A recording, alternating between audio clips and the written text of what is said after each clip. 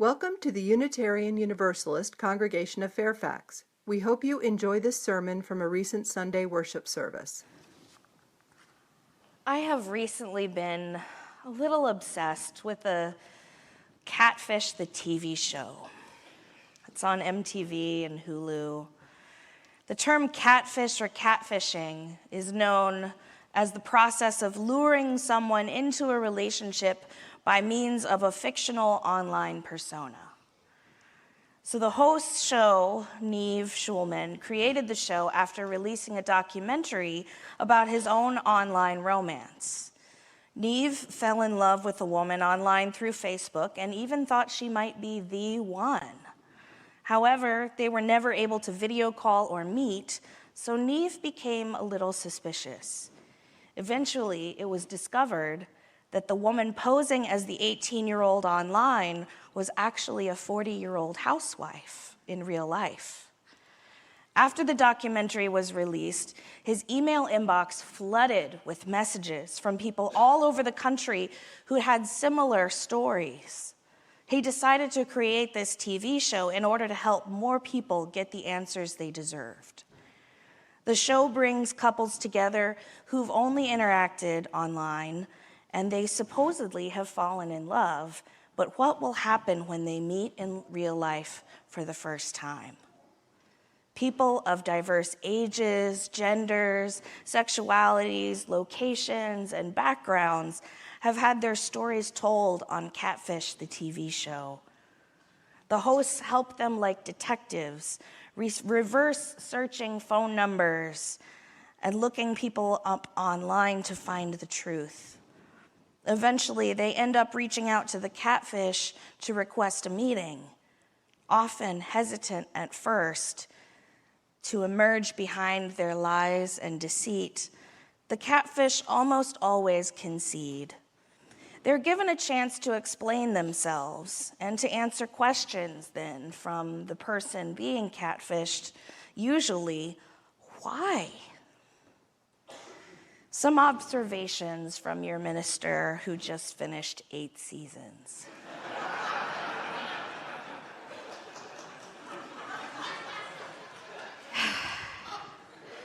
I've been busy. In an age of multiplicities of digital connection, we are surprisingly disconnected. People are dying to connect by any means necessary. And I'll talk a little bit later about the actual mortality of loneliness. People can be whoever they want to be online. But the fear of rejection and poor self-esteem is a huge element of all of these stories. Many folks have experienced trauma, have trust issues, and may have even been catfished before themselves. Once given the opportunity to come clean, most catfish express a sense of relief. Even if the romance does not come to fruition, they no longer have to hide behind anything. Sometimes these stories end happily, but often they end in hard lessons on both sides. My fascination with this TV show stems from a desire to know how to care for these individuals who find themselves hiding behind false personas in order to achieve meaningful connection in their lives. What would I do if I were their pastor or chaplain? How would I hold space for them to explore their fears, anxieties, and worries? How might I reassure them that authenticity is the best way to connect with others, given their experiences of trauma and rejection? I've thought a lot about this epidemic of loneliness in the past 4 years as the COVID pandemic riddled us with anxiety and separated us physically. In a brief entitled Our Epidemic of Loneliness and Isolation, released just last year in 2023, the Surgeon General advises on the healing effects of social connection and community. They estimate in that brief that the mortality impact of being socially disconnected is similar to that caused by smoking up to 15 cigarettes per day. Around the world, 1 in 4 adults have reported feeling very or fairly lonely. In the US, though, it's 1 in 2 that are living with measurable levels of loneliness. It's broader swath of the population than the number of people with diabetes. A new survey taken across 142 countries found that 24% of people aged 15 and older self-reported feeling very or fairly lonely in response to the question, how lonely do you feel? So that's almost a quarter of the globe. The survey also found that rates of loneliness were highest in young adults, with 27% of young adults ages 19 to 29 reporting feeling very or fairly lonely. The lowest rates were found in older adults. Only 17%, age 65 and older, reported feeling lonely. The Surgeon General's advisory report found that loneliness increases the risk of premature death by 26% and isolation by 29%. Feeling lonely also increases a person's risk of heart disease by 29% and the risk of stroke by 32%, according to the American Heart Association. Surgeon General Vivek Murthy urges that building social connections in our life has to be a vital priority. So let's get into loneliness. There are really 3 basic types. There's social, emotional, and existential loneliness. The social loneliness occurs when you don't feel a sense of belonging to a group beyond yourself. You might feel left out or outcast from a group. That feeling of not fitting in builds up in your heart and mind. Emotional loneliness arises from a feeling that you lack relationships or attachments. You might be missing loved ones or friends and feel this loneliness in your heart. The existential loneliness is a result of a broader separation related to the nature of existence, and in particular, a lack of meaning in life. You might be in the company of others, but experience existential loneliness all the same. Big questions can leave you feeling small or even insignificant. And you might seek out a church or spiritual community to seek answers to these big questions and quell some of these lonely feelings.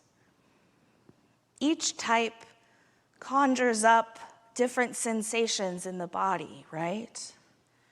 The social loneliness, being separated from a group, the emotional, being separated from people and relationship, and the existential, being separated from your place in this world. I wonder, have you felt each of these before?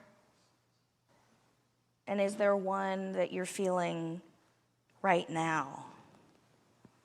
Perhaps you're witnessing others or someone else in your life experiencing one of these types of loneliness.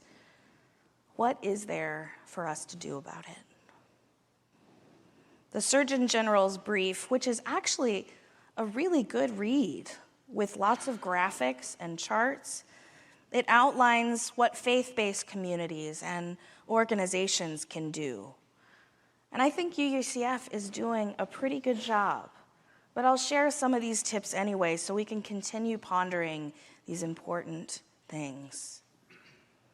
Creating opportunities and spaces for inclusive social connection and establish programs that foster positive and safe relationships, including among individuals of different ages, backgrounds, viewpoints, and life experiences. Embed social connection in internal policies, practices, programs, and evaluations. I think of that as like our personal check-ins before we start a committee meeting. We want to embed that social connection in with our policies and practices and programs. They say to actively seek and build partnerships with other community institutions such as schools, health organizations, and workplaces to support those experiencing loneliness and social isolation, and to create a culture of connection in the broader community. Create and provide educational resources and support programs for community members and key populations, such as parents, youth, and at-risk populations. Foster a culture of connection in the broader community by highlighting examples of healthy social connection and by leading by example. The letter from the Surgeon General at the top of the brief honestly reads like a sermon, and I thought I'd include a little excerpt from here today. He says, "We are called to build a movement to mend the social fabric of our nation. It will take all of us, individuals and families, schools and workplaces, healthcare and public systems, technology companies, governments, faith organizations, and communities, working together to destigmatize loneliness and change our culture and policy response to it. It will require reimagining the structures, policies, and programs that shape a community to best support the development of healthy relationships." And he says, each of us can start now, in our own lives, by strengthening our connections and relationships. Our individual relationships are an untapped resource, a source of healing hidden in plain sight. They can help us live healthier, more productive, and more fulfilled lives. Answer a phone call from a friend. Make time to share a meal. Listen without distraction of your phone. Perform an act of service.